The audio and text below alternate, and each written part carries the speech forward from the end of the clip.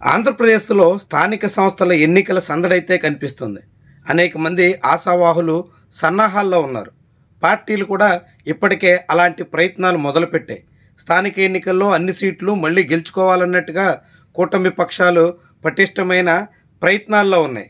దానికి తోడుగా ఎక్కడా ఏకగ్రీవం కావడానికి లేదు, అన్ని స్థానాల్లోనూ అభ్యర్థులను పెట్టాల్సిందే అంటూ విపక్ష నేత తన పార్టీ నేతలకు ఆదేశాలు కూడా జారీ చేస్తున్నారు.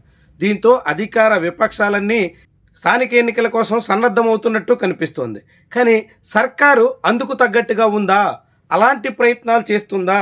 చంద్రబాబు నాయుడు స్థానిక ఎన్నికలు నిర్వహించే ఆలోచనలో ఉన్నారా? ఇలాంటి ప్రశ్నలే ఇప్పుడు ఉత్పన్నమవుతున్నాయి. అదేంటి, ఒకవైపు స్థానిక ఎన్నికలకు అందరూ సిద్ధం కావాల్సిందే, అన్ని సీట్లు గెలవాల్సిందే అని పిలుపునిస్తూ, రెండో వైపు ఎన్నికలకి ఇంకా సిద్ధం కాలేదనే మాట ఎందుకు వస్తుంది అనే అనుమానం కలగవచ్చు. కానీ చంద్రబాబు నాయుడు తీరు చూస్తే ఇలాంటి ప్రశ్నలకే ఊతమిస్తోంది. ఆంధ్రప్రదేశ్లో స్థానిక ఎన్నికలు ఇప్పటికే పూర్తి చేయాల్సి ఉంది. మొన్నటి మార్చితోనే మున్సిపల్ పాలక వర్గాల గడువు పూర్తయింది. ఏప్రిల్తో పంచాయతీ సర్పంచుల కాలపరిమితి కూడా ముగిసింది. రేపు సెప్టెంబర్తో మొత్తంగా మండల పరిషత్, జిల్లా పరిషత్తుల కాలపరిమితి కూడా ముగియబోతుంది.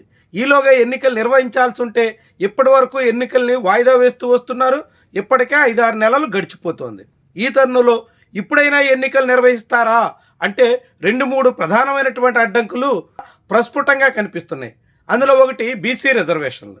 బీసీ రిజర్వేషన్ల విషయంలో రాష్ట్ర ప్రభుత్వం కట్టుబడి ఉంది అని చంద్రబాబు పదే పదే చెప్తున్నారు.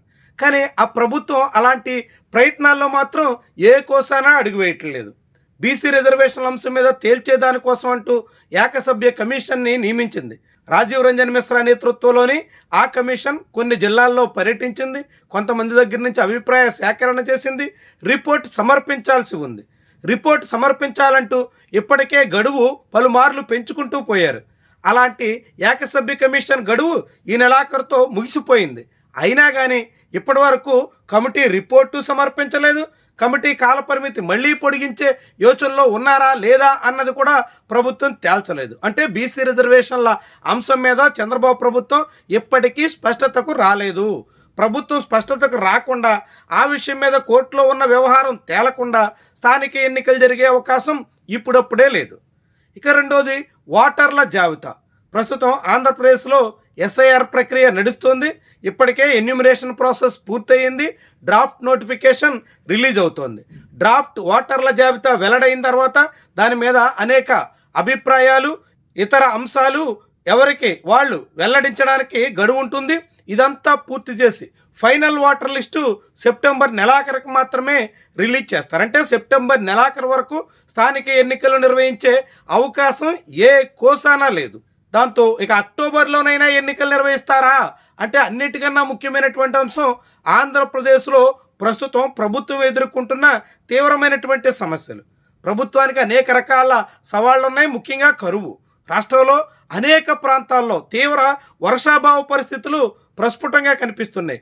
జూలై నెలాఖరు నాటికి రాష్ట్రంలో 46% వర్షపాతం లోటు కనిపిస్తుంది. 2-3 రోజులుగా కుసింత వాయుగుండం కారణంగా వర్షాలు కురవడం, ఎగువ ప్రాంతాల్లో కురిసిన వర్షాలతో గోదావరి, కృష్ణా ప్రవాహాలు ఏదో మేరకు కనిపిస్తూ ఉండడం, ఇది కొంత సానుకూలంగా ఉన్నప్పటికీ రాష్ట్రంలో మాత్రం తీవ్ర వర్షపాతం లోటు ఉంది. భూగర్భ జలాలు అడుగంటిపోతున్నాయి. రెండో వైపు అనేక ముఖ్యమైనటువంటి జలాశయాలు నిండుకుంటున్నాయి.